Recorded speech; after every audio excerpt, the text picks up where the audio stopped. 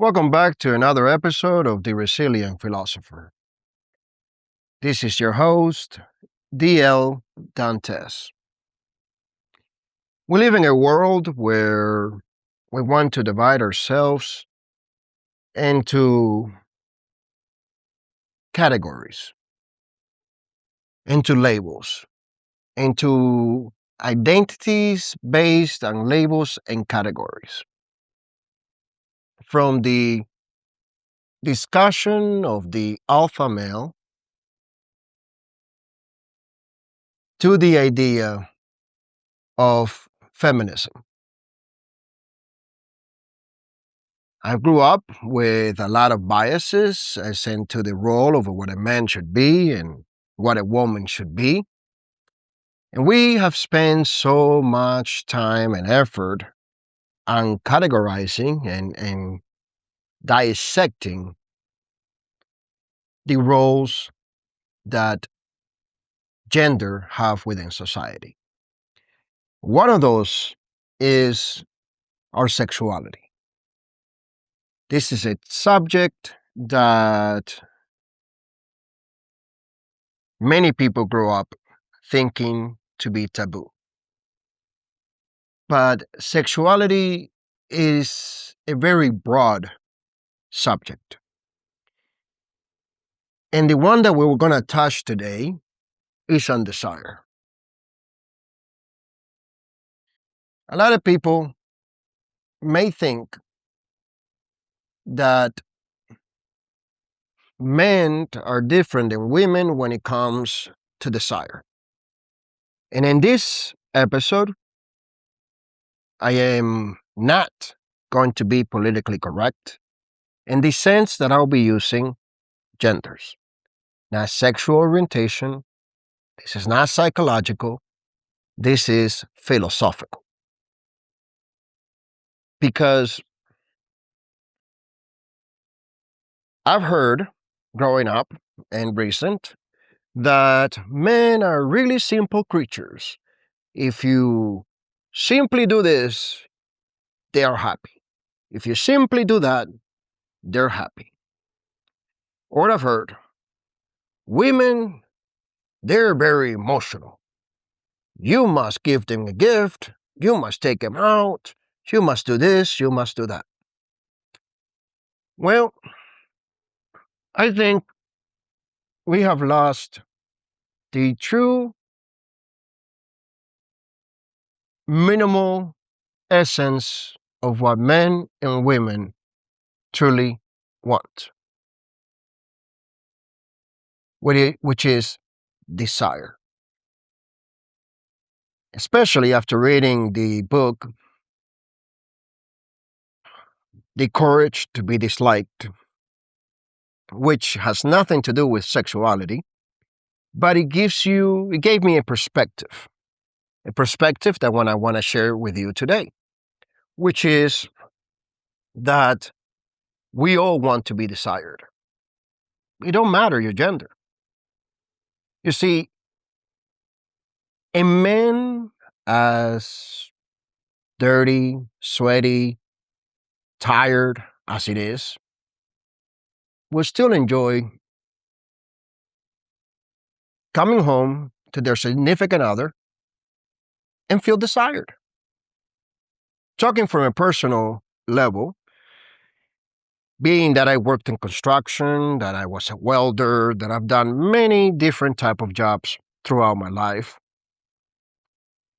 there was one thing that I always admired about my parents. It didn't matter whether my father was full of concrete, and I mean cement, or sweaty or anything, they always gave each other a kiss. My mom and my dad always gave each other a kiss. They enjoyed each other's company. They would sit down and talk before my father even took a shower. My father would get home, wash his hands, kiss my mom, sit down and talk about his day. She would talk about her day while she was cooking. Sometimes she would be too tired. He would cook. Sometimes they would cook together. And to me, it was weird to hear a man's job is this, or a man's job is that, or a woman's job is this, or a woman's job is that, when I saw my parents work together, work as a team. And later on, as I grew up, that is the same desire that I wanted to find in my significant other. But it goes beyond that. Now let's talk about the desire in a sexual sense. If women were to be truly considered only emotional, then the desire sexually would also be emotional. And if men are simple creatures, how can they show emotions so that a woman feels desired? It's simple. Always be the man that she fell in love with. And for the woman, if men are so simple, always be the woman that the man fell in love with. You see, if a man comes around and gives you a kiss, even though you're sweaty, no, that is his way of saying he desires you even when you're sweaty. Don't say, "Hey, why are you kissing me now? I'm sweaty. I'm disgusting." Don't be kissing me now. Wait until I take a shower.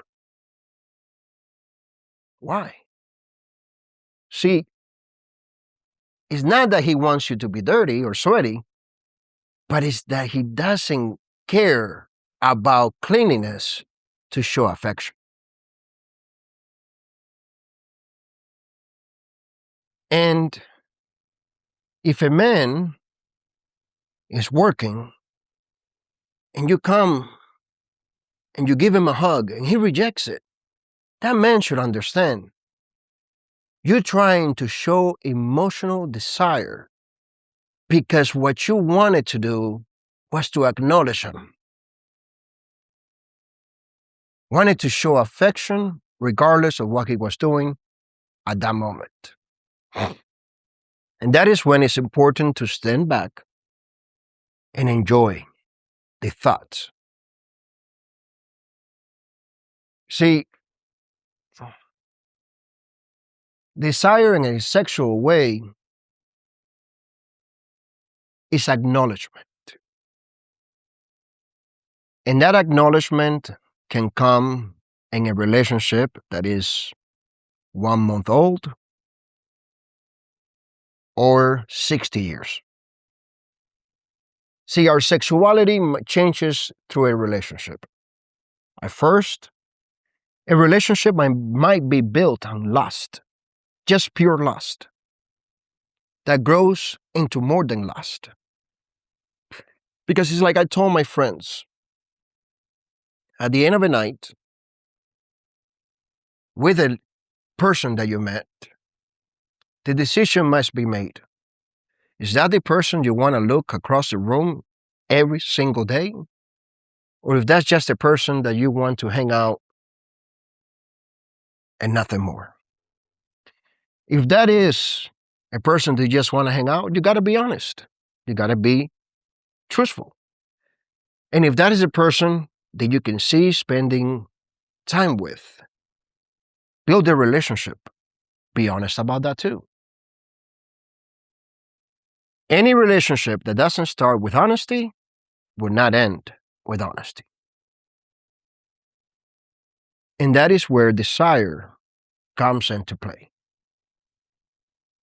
You can't love a person if you don't desire them. And therefore, that desire will never change. But what started it has to always remain the ember of the fire that is built in a relationship. I remember going one time to a discourse at church where the speaker said that this old couple was driving in a old truck, and for many of the listeners that are young, might not know that in the 90s even, there were trucks that were one solid seat across two doors, and that he was driving, this older couple, the man was driving down the road, and she looked at him and said, "You know, love, I remember there was a time where I used to sit next to you while you were driving this truck. You enjoyed me being right next to you and feeling me close to you. What happened?" And he looked at her and said, "I am still at the driver's seat. You're the one who decided to sit across it by the window." You see, his desire for her didn't change, but her outlook and what she interpreted as desire changed because she wanted to hear, "Hey, sit closer to me." And he thought it was unnecessary to say something that by now should be common sense. That is why it is important to show your partner that no matter how long you guys have been together, you still desire to spend time with them. You still desire sexually the way they look, the way they dressed, what they do every single day. In my personal life, my wife stays at home and takes care of our daughter. I go to work at least 5 days a week. But I've never seen or looked at her staying home as less important than me going to work. Because they're equally important. And to come home to think that just because I went out of the house for 8 to 10 to 12 hours a day, she has to drop everything she's doing to show care to me, it's not only insensible, but it's also lack of desire.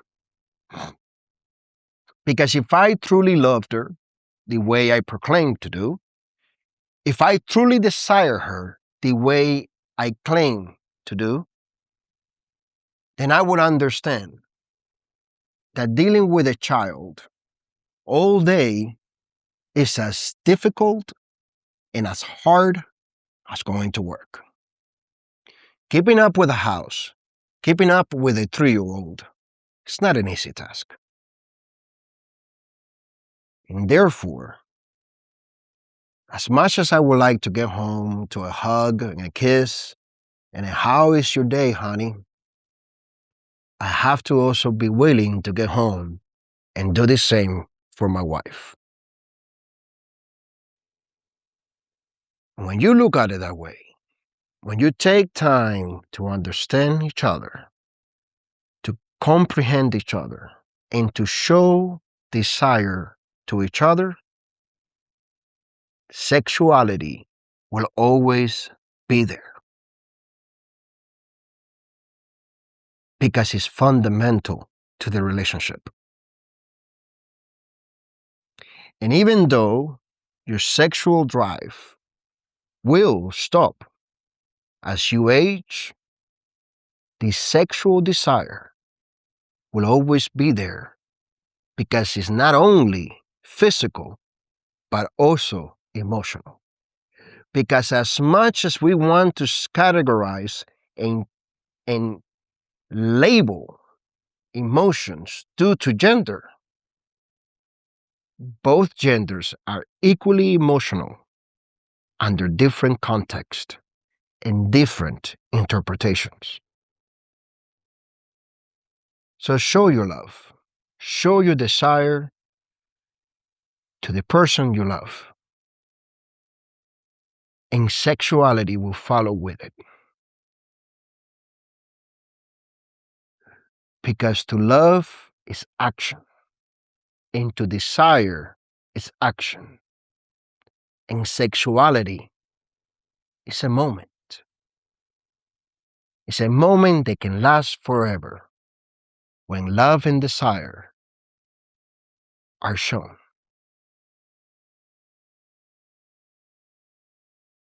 Now we'd like to move on to a subject that is probably not as desirable as I wish it was. Due to lack of funds,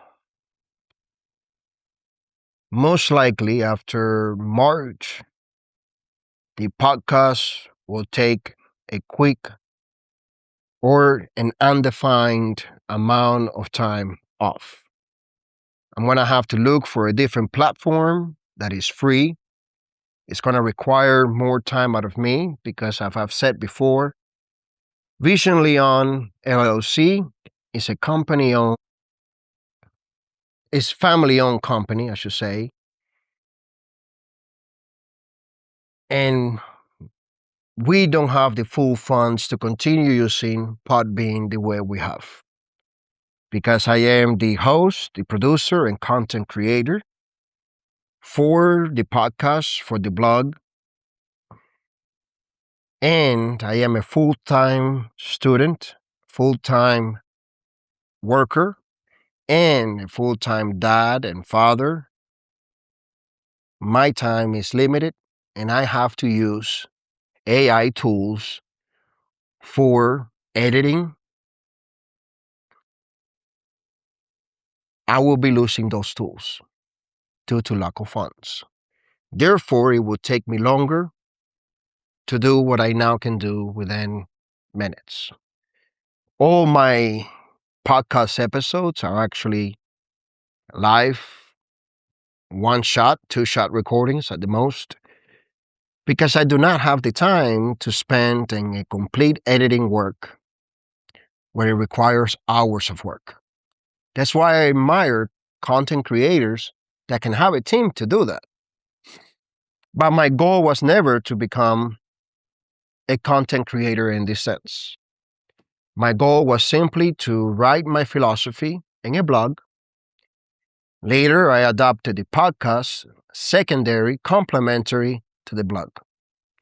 And now I'm facing with the fact that due to lack of funds, I will have to restructure my whole work because all my AI tools are going to expire in March, and I have to concentrate on keeping the company afloat while still being a full-time parent, father, husband, worker, and student. I share this news also in hopes that if any of you could help, that would be great. If you can't, at least help by sharing the content, at least help by giving us feedback and comments. My wife and I both enjoy it, and we read it, and I try to respond to it personally. I only use AI as a tool that helps speed the editing process from my writing. A lot of the times, what I do, and to give you a backstage, guess, view of how the process is done, I drive to work and it takes me roughly 10 minutes to 15 minutes to get there. And I will record during that drive and then give the transcript to a AI to transform it or to structure it into an article. And lately, I've been running into having to do multiple series, which then requires me to spend more time fine-tuning the series. Because when you let AI to just create content, it's a very sloppy, very blah content that really does not have the human aspect behind it. So everything that the AI system turns into an article, I have to read it fully before I release it because it represents me. I don't hide behind an AI tool. The AI tool hides behind me. Every content, every article, every episode, it is human, not AI. That is why I believe in the integration of AI as a tool, not as in replacing the human aspect. But I digress. The most important part is to help promote the work by sharing it with others and, if possible, donating by using Buy Me a Coffee, which I open an account with them to help secure a place where people can feel comfortable donating to Vision Leon LLC in order for us to continue doing the work. I know in a time where it's really hard to trust anything online, spending the funds on collecting or having a way to pay on the website can become untrustworthy. That's why I opened up the GoFundMe page and the Buy Me a Coffee page. All that can be found in the website visionleon.com. That is vision, LEON.com. And if you search in the internet for the Resilient Philosopher, you will also find my webpage. My wife and I, we plan to continue doing this work. Even if I don't renew the company, the website has been paid for and its basic hosting form through WordPress, until November. The biggest transition will be that if I don't pay for the hosting services, then the web page will be run with advertisements. And I don't make anything out of those advertisements. And that is why I've tried not to go that route, because it defeats the purpose of what I'm trying to do. My goal was always to share my philosophy with the world in hopes to help with positive views. And that mission will continue through. I will write books. I'm in the works of writing 2 books right now. And I'll be graduating the age of 41 with my bachelor's in psychology next year. And I'm not planning on taking any time off, and I will continue into my master's in industrial organizational psychology, because I truly believe that a change can be made with proper determination within organizations across any field. But what is most important to me is that you, the listener, know that no matter how tough things get, resilience comes from finding ways to continue. And the Resilient Philosopher will continue. And if you want to be part of it, the best and most simplest form to do so is by sharing our content whether it's the articles, the books, or the podcast itself. Leave a review, even if it is a 1 star. Leave a review, leave a feedback, leave a comment, and I will work on it. My wife will help me work on it. Because we're building more than just a website or a podcast. We're building a community where we all can be a voice, where future thinkers, philosophers, and leaders can find a common ground, a home to call their own. So take this as an invitation. I welcome you to be part of the resilient philosopher by just showing up for yourself. Until the next episode, this is D.L. Dantes. Take care of yourself and always, always show up for yourself.